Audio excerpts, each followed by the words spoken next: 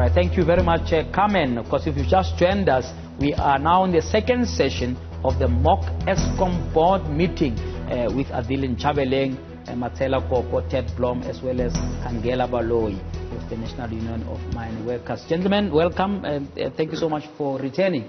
And then, and then of course, we look forward to the new voice of workers joining the table. Now, we're pretending that you are board members, just to alert everybody who missed last week. Yeah. Which means that their inputs have to be crisp and solution orientated, so that whoever is watching, and it seems like a lot of people who were watching last week, right, can at least take those things seriously and do something about the suggestions that you have made. Because a lot of people say, yeah, but these guys were at Eskom, Matshela was there, that Blom used to work there. Okay, we'll deal with that as we go. Because I assume that your being there somehow gives you background of what the things you are suggesting. Because maybe you know what worked, what didn't work there, and so on. Because we'll take some calls a little later on the show if you want to weigh in and advise the board on what decisions they should be taking. You can continue to call us throughout the evening. Let's take a recap of what happened last week. Because you can call us on 010-594-5140. We'll take your calls as we go along. But let's take a recap of last week's agenda items. Right, let's start with the agenda now, gentlemen. What should be on the agenda, Matshela? Leaders, what should be the items on the agenda? JJ, two things. One is to get the public off our back by doing the right things. We need to start focusing. Focus on our people. Yeah. The people that are the coalface. Yeah. Make sure they're inspired, they're motivated, that they look forward to going to work. You mean the people of Eskom? The people of Eskom. So the item there would be what? Staff morale and motivation. Staff morale and motivation. Right. We'll come to how we're going to do it. For now, I just want to identify the items. So the first item is staff morale. The second item? The second part of the item is to improve the energy availability factor. Because we need to be able to keep the lights on. The demand is low. We have Midupi, we have Kusile, we have Ngula. There is no reason why we cannot provide certainty of electricity supply to our people. So we call it energy availability factor. Yes. So we'll zone into those issues. Okay, so I think the most critical issue at the moment is to import more power to give you the space to do the repairs that are necessary, which haven't been done for quite a while. So the import would that not fall under the energy availability factor? Well, you'll improve that eventually, but to get that improved, you need space to do the maintenance. And the so would the item there be maintenance then? No, the item is import. Supplemental power, yes. Import of supplementary power. Yes. All right. Around about 5 gigawatts, my estimate is. And the second issue is to address the long-term coal supply situation. From a board point of view, you need to remove the importation, because Eskom is not in the business of importing, it's in the business of generation. So maybe park that. It will be an item that can be entertained once the key focus of the utility has been resolved. One thing is finance. Yeah. Which is would that be a separate item to say finance? Finance is critical. Dealing with the debt? Yeah. The whole overall aspect of finance. All right. Well, you're looking at the revenue, you're looking at the debt, you're looking at the aspect of how you're going to capitalize and... So finance. So basically we've got 5 items then, gentlemen. Item number 1 on the agenda is the issue of staff morale. Oh, please lead us on that item. What should be done? First, recognize that the average experience of Eskom engineers is 10, 15 years up to 20 years. So we do not have a skills problem in Eskom. Eskom people do not leave Eskom. Eskom is being the employer of choice for engineers. If you go and look at the surveys, and Eskom continuously wins the best employer of choice for young engineers. So the story that Eskom does not have experienced engineers is not backed up by the evidence that's there. That's one. But two, every time Eskom is in a crisis, every time, historically, and I'll go into one or two of them, the only people that solve Eskom crisis and steps up is its employees. They punch above their weight, they stress themselves, they become unreasonable. You know, when we, in the late 80s, when we ran out of capacity and our EAF dipped below 70%, we even planned a power plant called Lekwe in the Val, and everybody was beginning to panic that we're going to run out of capacity.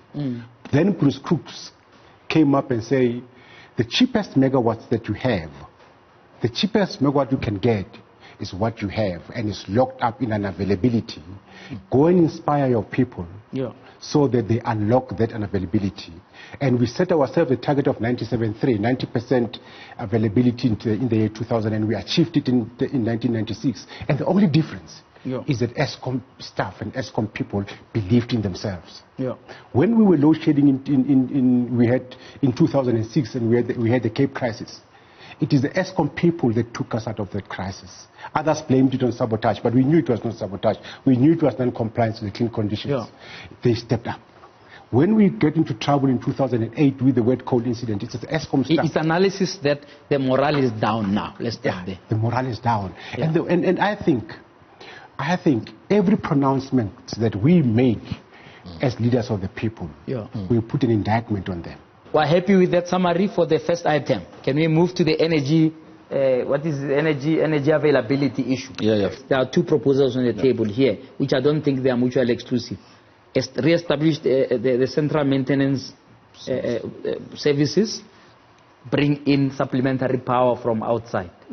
What's your take? Maintenance services is critical. If you have heard our speech for the last 2 years about Eskom, we've only been focusing on maintenance and maintenance and maintenance. Even the Minister of Public Enterprise knows that the critical factor, including the Deputy President, by the way, he picked it up and he says the critical factor within Eskom's breakdown of power plants has always been maintenance. So maintenance services is not even excusable.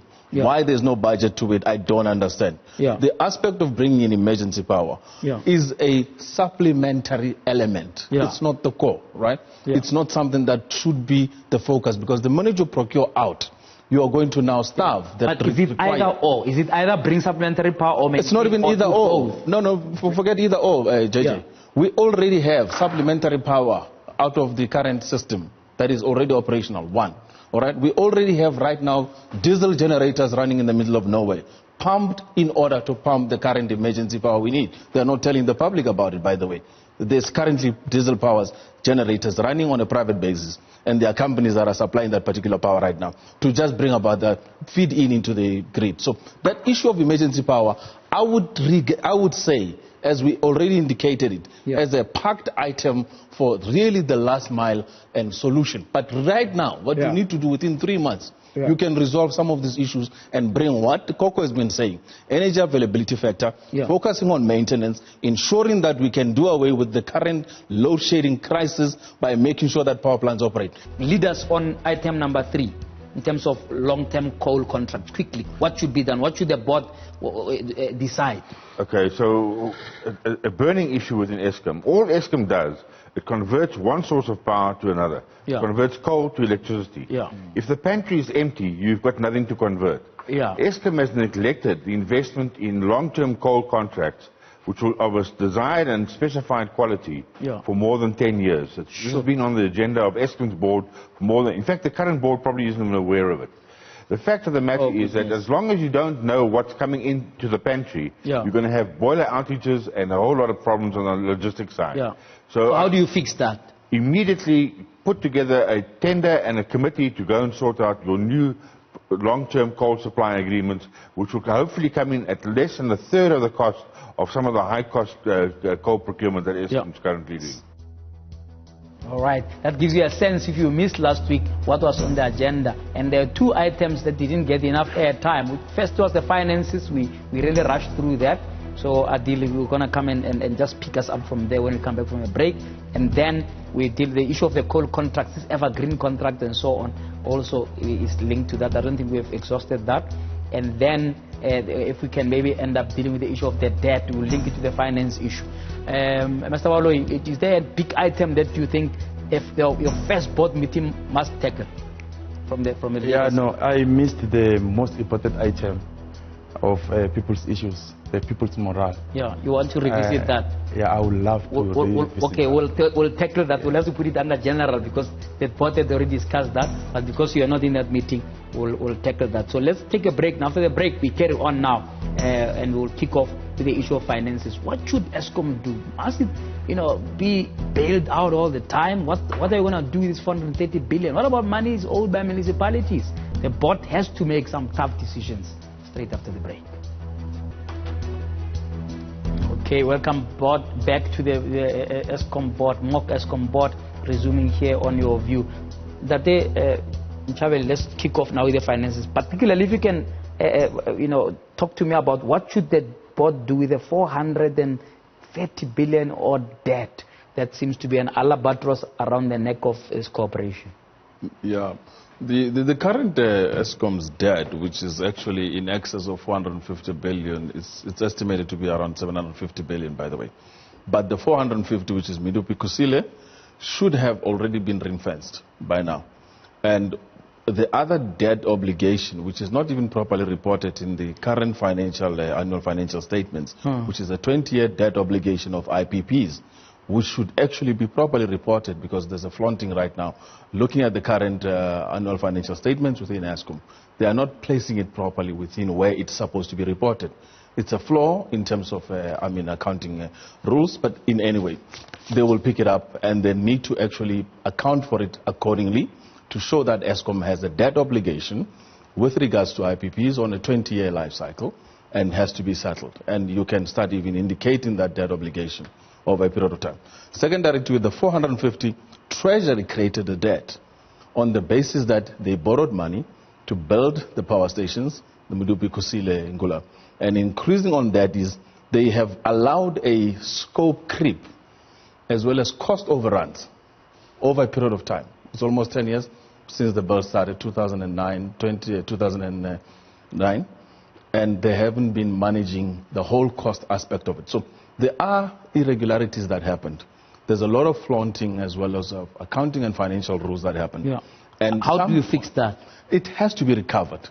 You started a bill program saying at 175 billion. It has crept right up to 450 billion. Somewhere, somehow, money was unduly paid. We're talking about corporate governance. We're talking about rules of accountability, transparency, and we're talking about... You want to go for the people who are building and who didn't budget properly. And not only that, the element of state capture. 450 billion was taken out of the state. Say 175 billion was justified. Yeah. The balance of that, where did it go to?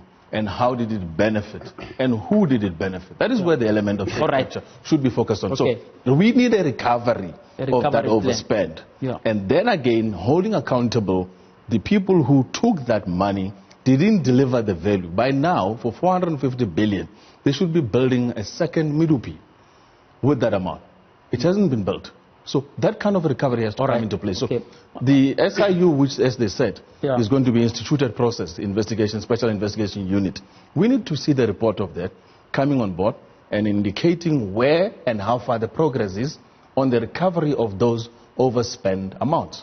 All right, Matshela, there's an issue, and Adil didn't mention it now, that where municipalities are owing Eskom, government departments are owing Eskom, and so I don't know what percent of the debt that is, or that can be attributed to in this 450 billion. But surely that's an issue that requires some political will. I think you have mentioned it before in previous conversations that because of political sensitivities, there's not been an aggressive nature of going after people who are owing Eskom, because the politicians are nervous that would put them in a bad light. Your views? How do you sort out this debt?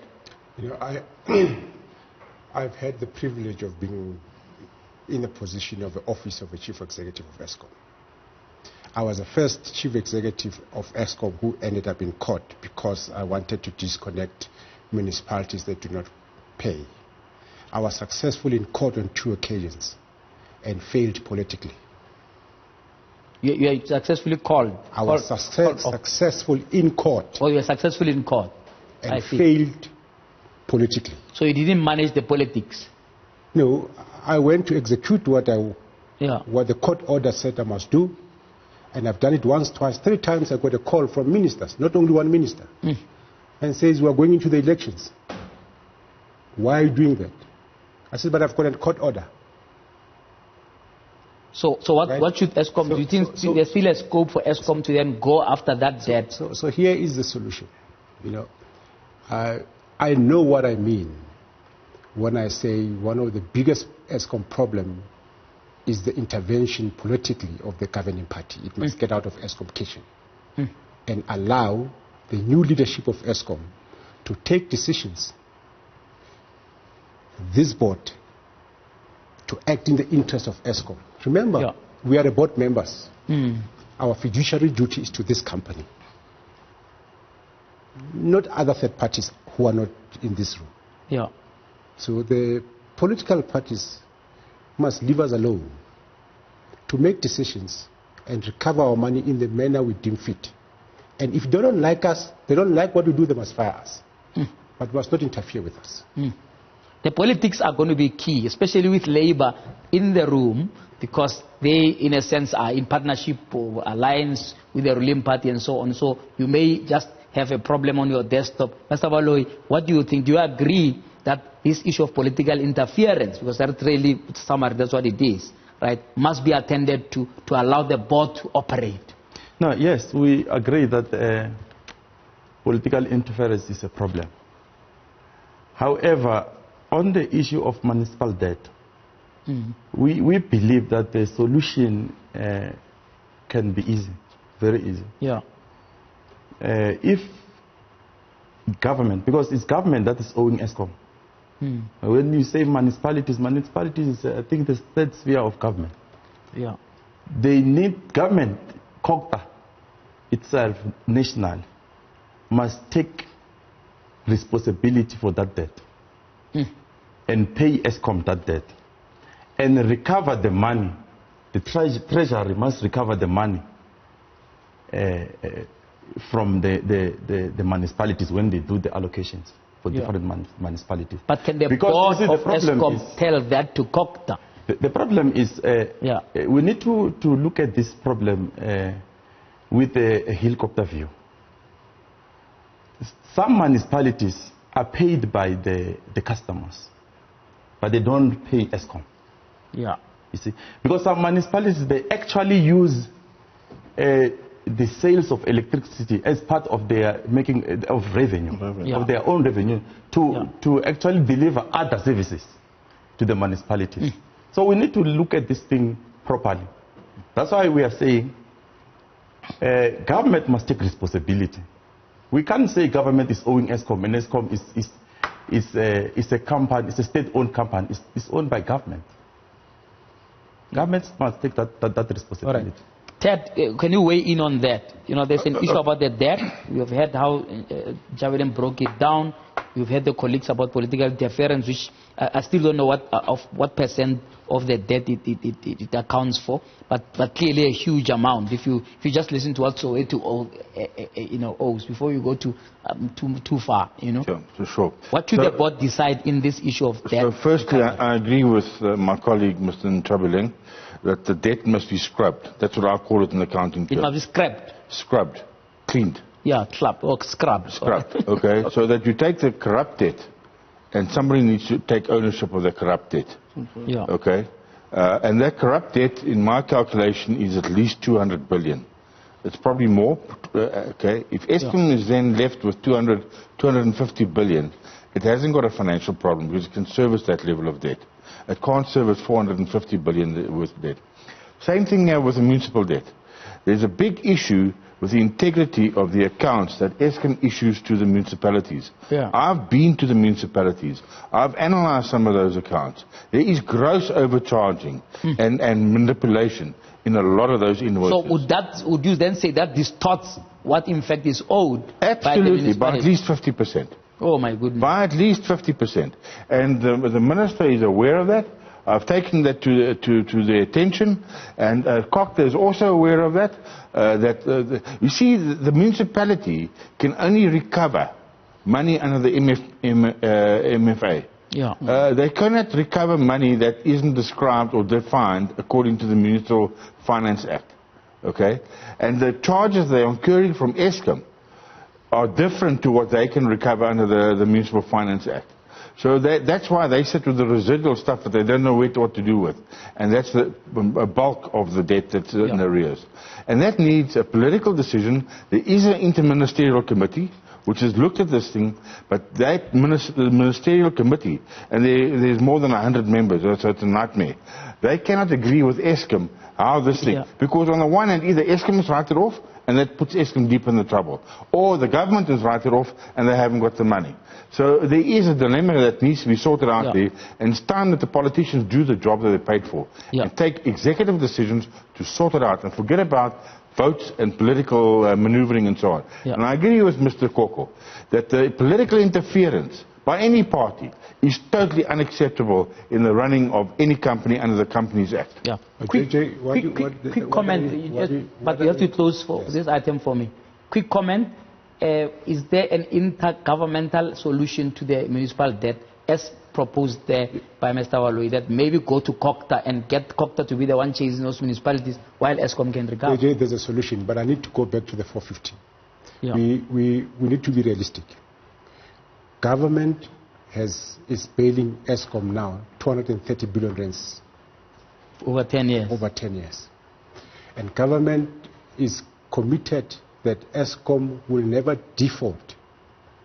So that debt is taken care of by the sovereign. However we look at it, it's being taken care of by the sovereign. Municipal debt, there's a simple solution to it. We currently in most townships have got the postpaid meters. We must convert them to prepaid meters. And Eskom technicians must be supported and protected by the powers that be to go house to house and replace the postpaid meters with prepaid meters. And I'm even open to say, where we replace a postpaid meter with a prepaid meter, you can scrap the debt. That's a very... in the long run, that will help you to collect revenue better. Exactly. The issue here, JJ, is this. Whereas government has committed to bailing out Eskom, I'm one of those people who say even no amount of government bailout will save Eskom. Because on the operation side of Eskom's business, you bleeding money, you losing money. And I hope we'll get into the discussion around the primary energy and the declining sales volume, not necessarily sales revenue. Currently, our company simply says we've got a cash flow problem, and we can solve this cash flow problem using government bailouts plus tariff. All right, let's tackle that after the break. So we've dealt with the debt issue. There was a new suggestion that was made that convert to prepaid, and then you can scrap the debt. Postpaid to prepaid. Is that sustainable? All that in terms of the balance, on balance, will that help to get revenue? Because those people who are not paying, it will solve the problem. Claim they don't have the money. So if you on the day you convert them to prepaid, they won't have electricity and they may not have money, they may be unemployed, etc. They will, because the indigent are looked after by the state. The grant. All the indigent people get 50 kilowatt hours free. All right, let's tackle that after the break. Let's tackle that and tackle the cash flow issue as we round off the finance item before we go and deal with other issues on the Mock Eskom board. Stay tuned for more after the break.